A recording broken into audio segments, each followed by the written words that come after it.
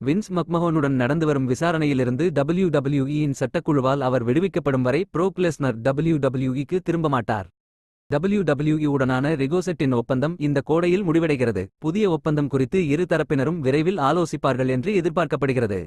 WWE நடாலியாவுக்கு ஒரு புதிய ஒப்பந்தத்தை வழங்கியதாக கூறப்படுகிறது. ஆனால் இன்னும் புதிய ஒப்பந்தம் எதுவும் கையெழுத்திடப்படவில்லை.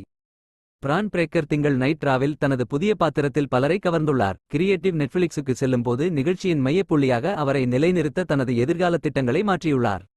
ரோமன் ரெய்ன்ஸ், சம்மர்ஸ்லாம் மற்றும் சோலோ தலைமையிலான தி நியூ பிளட்லைனுடன் ஒரு சாத்தியமான மோதலுக்கான நேரத்தில் ஜூலை நடுப்பகுதியில் WWE-க்கு நீண்டகாலமாக எதிர்பார்க்கப்பட்டதாக திரும்புவார் என்று கூறப்படுகிறது. ராண்டி ஆர்டன் தான் வின்ஸ் மக்மஹோனை நேசித்தாலும் அவருக்கு வழங்கிய வாய்ப்புகளுக்கு நன்றியுள்ளவனாக இருந்தாலும் முன்னேற வேண்டிய நேரம் இது என்று அவர் நம்புவதாகவும் அவர் WWE-இலிருந்து விலகி இருப்பது ஒரு நல்ல விஷயம் என்றும் கூறினார். ஆஸ்டின் தியரி கண்டிப்பாக இருக்கும் என்று ராண்டி ஆர்டன் நம்புகிறார். எதிர்காலத்தில் உலக சாம்பியன் ஆக. நிலைமையின்படி ரியா ரிப்லி தனது தோள்பட்டை காயத்திலிருந்து மீண்டு வருவதால் சம்மர்ஸ்லாமிற்கு திரும்ப மாட்டார் என்று கூறப்படுகிறது. இருப்பினும் அவர் அறுவை சிகிச்சைக்கு பதிலாக மறுவாழ்வை தேர்ந்தெடுத்ததால் எதிர்பார்த்ததை விட வேகமாக குணமடைந்தால் அல்லது அவர்களுக்கு தேவையான இதத்திற்கு கதைக்களம் மாறினால் ஒரு தோற்றத்திற்காக ரியா பிளேயில் தோன்றுவதற்கான அனைத்து விருப்பங்களையும் அட்டவணையில் வைத்திருக்க WWE திட்டமிட்டுள்ளது.